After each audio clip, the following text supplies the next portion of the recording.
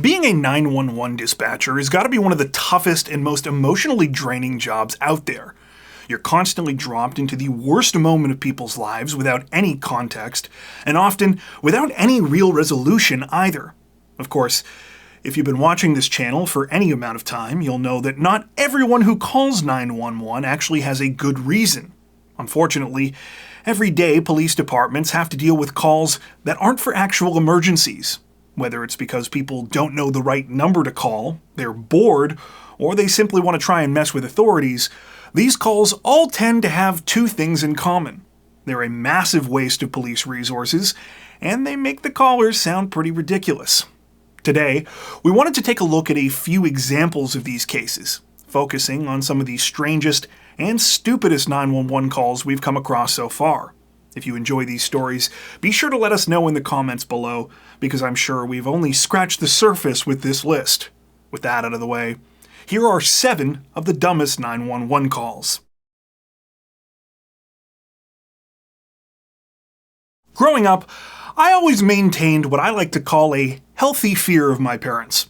I wasn't actually afraid of them in a bad way, but in the sense that if I screwed around, I knew there would be trouble. Conversely, do you remember that kid growing up in school? The one that had no sense of consequences or boundaries? You know the one I'm talking about. At the time, it never made sense why they were acting out so much. That was, until you met their parents and you realized that they had absolutely no control over their kid. That's exactly what this first story reminded me of. On March 12, 2013, authorities in Indian Harbor Beach, Florida received a 911 call from 27-year-old Melissa Townsend. Melissa said that she needed a little parenting advice. Her 2 toddlers, ages 1 and 3, weren't listening to her, and she wondered if police could lend a hand. Well, actually, that's not quite what she said. 911, do you need police, fire, or the paramedics? I need a police officer because my kids. Excuse me? They're not listening to me and they need to learn respect. You want us to come out and scare a 2-year-old? Ma'am, What? okay, I don't know what you're talking about. I'm going to send somebody out. When officers arrived at the scene, they found Melissa's 2 children running around in the street and drinking out of a puddle. The 27-year-old mother, meanwhile, was apparently drunk, in violation of her probation, and was arrested for this as well as child neglect, resisting an officer, and battery on an officer.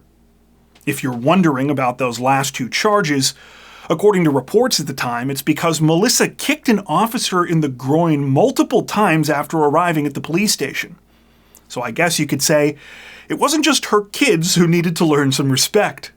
Those same reports state that the kids were put in the care of their father following the 27-year-old's arrest.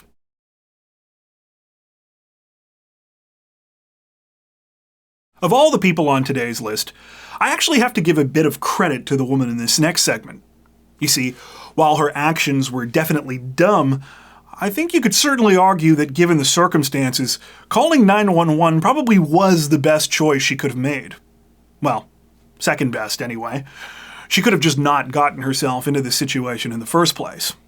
It all started on the night of October 24th, 2009, when 49-year-old Mary Stray was on her way home in Clark County, Wisconsin. Clark County 911. Somebody's really drunk driving down Granton Road. Which way are they going? They are going, Towards Granton or towards Gainesville? towards Granton. Okay, are you behind them, or? No, I am them. You am them? Yes, I am them. Okay, so you want to call and report that you're driving drunk? Yes. Okay, what's your name? Mary. Okay, hold on 1 second, Mary, okay? Okay. Are you still driving right now? Yes. Do you want to stop driving before you get in an accident? Yes, I will stop. Okay, you going to stop right now? Yep, I will stop right now. Okay, just hold on a second, okay? Okay, I'm stopping. Okay, just hang on the phone, okay? Okay. Still there, sir? Yes, no, ma'am. Mary, I'm sorry about that. What's your last name, Mary? Sorry. Are you stopped right now? Yes, I am. Should I turn my car off and turn the flashers on? Yep, that's fine. If you want to turn it off and turn the flashers on, so then we can find you. Where are you coming from, Mary? I came from Neilsville. I'm coming from... And you were drinking in Neilsville? I was drinking all over. I'm sorry. I shouldn't be driving. How many people do you get that call in on themselves? Not many. But I guess it's better than getting in an accident and killing yourself or somebody else. No, I don't want to hurt anybody. I'm drunk. Am I going to go to jail? What's that? Will I go to jail? I guess if you're over the legal limit, I mean... Yeah, I know I am. This really sucks. I'm sitting here calling in on myself. I see somebody coming, but I... 3006, Frank Mary 3006. You see somebody coming, you said? Yeah, but I think they're going right by.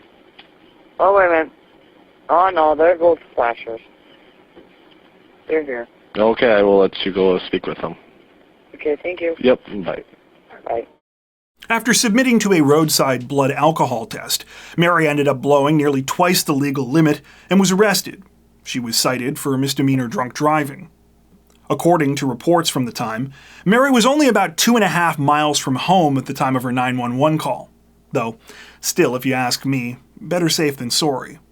While this whole incident must have been embarrassing for Mary, another thing I'll say is that at least she meant to call 911 on herself. Just this past March, a man in Lancaster County, Nebraska was arrested after he called 911 to report that someone was driving dangerously down a section of Highway 77. He said a truck had nearly run him off the road and was traveling in the wrong direction. Well, as you might have guessed, it was the caller who was actually on the wrong side of the road. He was drunk and only realized his mistake after he was already on the phone with police. The whole thing led to this brilliant exchange between the man and an officer after he was placed under arrest. Were you the one that called in? Yep. You were? Yeah, because I thought somebody was on the wrong side of the road, bro. But it turned out it was you. Yep, look at dumb.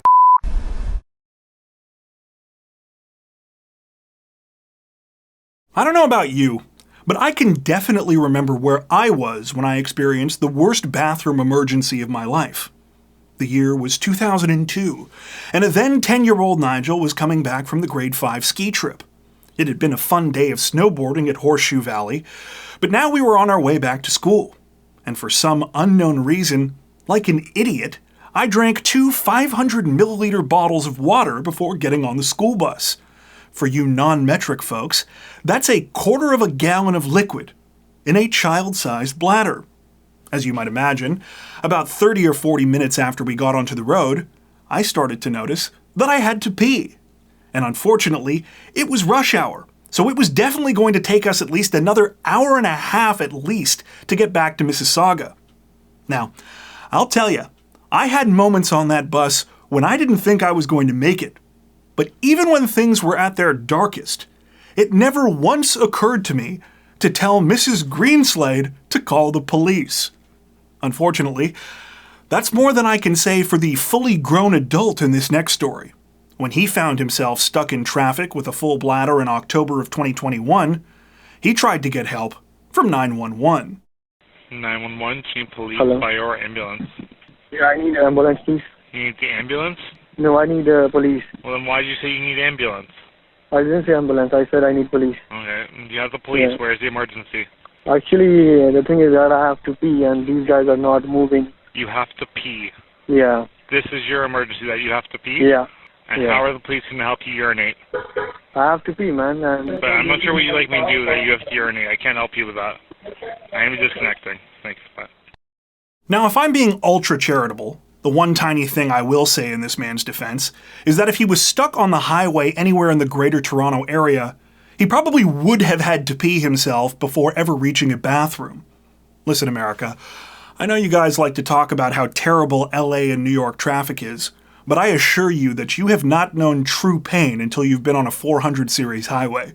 If you don't believe me, look it up.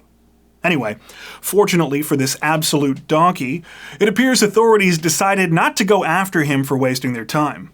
Instead, the Ontario Provincial Police released this call in the hopes that it would dissuade others from doing the same.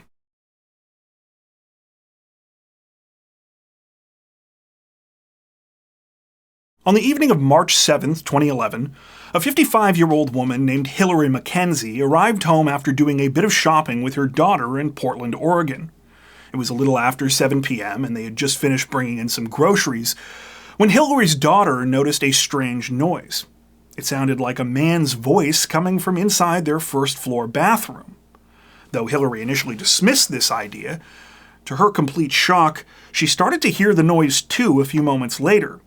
It was accompanied by the unmistakable sound of running water. When Hillary tried the door, she realized it was locked. You see, there was a strange man inside who was in the middle of taking a shower. Understandably, she quickly called 911. Okay, and the guy is white, black, Hispanic, or Asian? I have no idea. He was in the bathroom. Okay, hold on a second.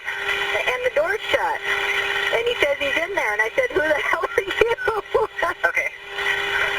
And he said, Timothy something. I totally forgot his name. Okay. And he said he broke in? He said he broke in and he was kidnapped and he was taking a shower. Okay. The situation was about to get a whole lot stranger, though. Those sounds that Hillary and her daughter heard when they came in, it turned out that was the intruder, and he was also on the phone with 911. 911?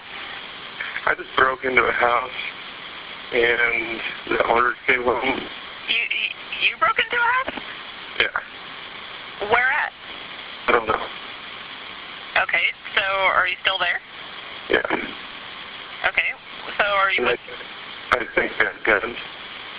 Okay, where are you? I don't know. You have no clue where you are? No. Where are you in the I'm house? up in the hills. Where are you in the house? They can hear me. So yeah, old Timothy had broken into Hillary's home, but she and her daughter came back before he could finish his shower. Scared that they might have a weapon, he locked himself in the bathroom and tried to call police for help. The best part of all of this is when the simultaneous 911 calls started to overlap. At one point, you can hear Hillary on Timothy's call asking him what the hell he's doing in her house. I'm sorry. My name is Timothy Chappick. I broke in. I was kidnapped. I've already called them. They're on the phone right now.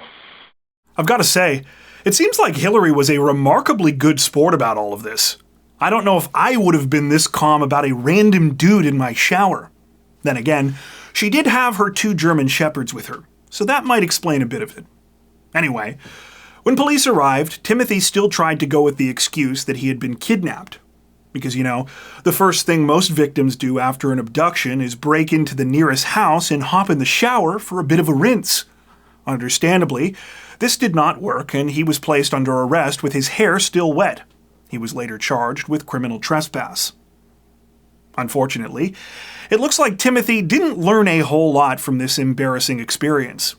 According to reports, just 2 days after this, he was arrested in the parking lot of a Walmart in Washington while loading a bunch of stolen merchandise into the back of a stolen vehicle. In the spring of 2018, Timothy made headlines again when he was sentenced to 10 years in prison following a pair of bank robberies back in Oregon. At the time of this recording, he remains incarcerated, with prison records indicating his earliest possible release date is in June of 2030. In my life, I've spent my fair share of time around stoners. Now I know many of you out there are shocked. The guy with the nearly waist-length hair who wears a toque indoors. You never saw this coming. I'm sorry that you had to find out this way. In all seriousness, though, while I haven't been an avid marijuana smoker for about 10 years now, I definitely remember some of the dumb stuff that happened when I was. Of course, nothing I ever experienced or witnessed was quite as spectacularly stupid as the next call you're about to hear. It happened one evening in February of 2011 when a young man named Robert Michelson called police in Farmington, Connecticut, with what evidently seemed to him like a straightforward question. 911, what's the location of your emergency? Let's not get into that yet. I have a question. Is this an emergency, sir? Depends. Well, not really. If it's not an emergency, you don't call 911, sir. Well, I have a legal question. Well, it's not. Is this an emergency? I don't know what that means. Is it life-threatening or an active crime in progress? Crime in progress, possibly. What's going on? I was just growing some marijuana. I was just wondering how much, trouble you can get into for one plant. You're growing marijuana and you want to know how much. Depends on how big the plant is. It's only a seedling. No, it's possession. Okay. You can get pinched for a roach in a car. Okay. All right. Thanks for the info. You're welcome. Goodbye. Honestly, if I were the dispatcher, I would have thought this was a prank call. However, it turned out Robert was being 100% genuine. When police went to his house, since, they had his number, they reportedly found him in possession of marijuana and associated paraphernalia. The 21-year-old also admitted that he had bought seeds and equipment for growing. Robert was arrested and charged with possession, as well as other minor offenses. Sources from the Times say that he was later released on $5,000 bail. On the evening of December 18, 2009, authorities in Kerr County, Texas, received 2 911 calls in quick succession. The first time, the caller quickly hung up. The second time, things weren't much better. There was clearly a woman yelling on the line, but dispatchers couldn't make out what was going on. Kerr County 911. Since they weren't able to determine what was happening, dispatchers sent Kerrville police to check out the situation. They arrived to find the homeowner, a very angry and very intoxicated Elsa Benson. The 51-year-old explained that yes, she had dialed 911. The emergency? I'll let Officer Paul Gonzalez explain. She had called 911 because her husband was not wanting to eat his supper. Now look, if refusing to eat your dinner was illegal, my younger brother would be serving 25 years to life right now. Thankfully for both him and Elsa Benson's husband, though, that isn't the case. As amusing as this situation might have been in isolation, for the Kerrville police, the whole thing was far from funny. You see, Elsa already had a pretty bad track record when it came to determining what was and what wasn't a police matter. Here's Officer Gonzalez again. The majority of our officers, if not all our officers, know this particular residence very well. These residents have been warned on numerous occasions the abuse of 911 for these non-emergency related calls. We're talking about hours. Hours. It's just a lot of time and resources. In the last 6 months, Elsa had actually called 911 at least 30 times. Prior to this incident, she had called because she couldn't find her clothes. And before that, she had dialed the emergency number because her dogs had gotten loose. In fact, according to a news report from the time, nearly every officer in Kerrville had been pulled off of patrol at one point or another to respond to Elsa's nuisance calls. The dinner incident was the straw that broke the camel's back, so to speak, and Elsa was arrested and charged with 911 abuse. Unfortunately, sources don't mention if her husband ever ate his food. Regardless of what you think of most of the callers on today's list, at least you could argue that pretty much all of them thought they had a legitimate emergency. Well, with the exception of the weed guy, but we've already been over that. This last story is something completely different, though. This woman actually admits during the exchange with the dispatcher that she knows her problem isn't an emergency, but she felt like it was necessary to call anyway. This one happened all the way back in June of 2006, when police in Washington County, Oregon were called to the home of 45-year-old Lorna Dudash. Her neighbor had apparently phoned police because she was playing her music too loud. The actual conversation between Lorna and the responding officers went normally enough. However, a few minutes after they left, she called 911. She then proceeded to say, well, just listen for yourself. 911, do you need paramedics or police? No, ma'am, I don't. I don't have an emergency. 2 police officers just left my house just now. Could I get their names, please? Was it? Just the music turned down. He was the cutest cop I've seen in God knows how long. I just want to know his name.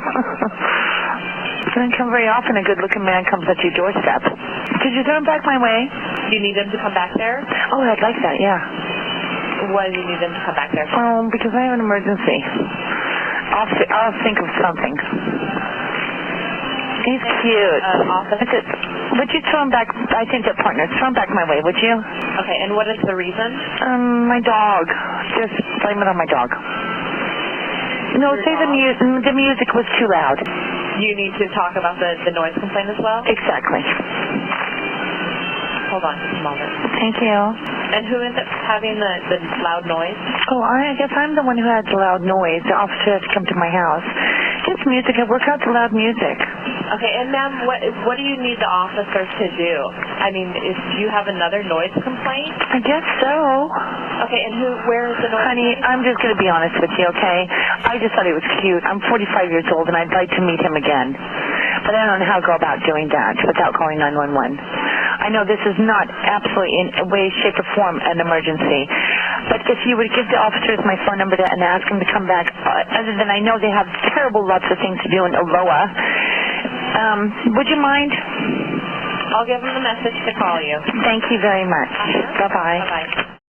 Needless to say, Washington County authorities did pay another visit to Lorna's house, but it wasn't to give her their phone numbers. It was to place her under arrest. She was charged with misusing the emergency system and later sentenced to 2 years of probation and 100 hours of community service, as well as ordered to pay $693 in fines and court fees. The judge in the case was particularly flabbergasted by what had happened, at one point saying, quote, "People who are, say, older than 7 know not to use 911 except when there is an emergency." It's unclear if Lorna ever got her date with the cute police officer. Before we wrap up, we'd like to take a second to give a huge shout out to everyone who has made it this far into the video. Seriously, thank you so much for watching. If you found today's upload interesting and informative, we'd be honored if you consider liking and subscribing, as well as hitting the notification bell and selecting all notifications to stay up to date with our latest releases. If you're looking for additional ways to help support the channel, we'd love to have you join us over on Patreon. Patrons get ad-free and early access to all of our content, as well as 4 additional stories per week for each of our Crimes of the Week and Crimes of the Week International videos. You can learn more at patreon.com/crimezone, where you'll also find some of the fine folks whose names are currently on screen. All that being said, we understand that not everyone has the means to support financially, and that's totally okay. We appreciate every like, sub, share, and comment that you send our way. Once again, thanks so much everyone, and take care.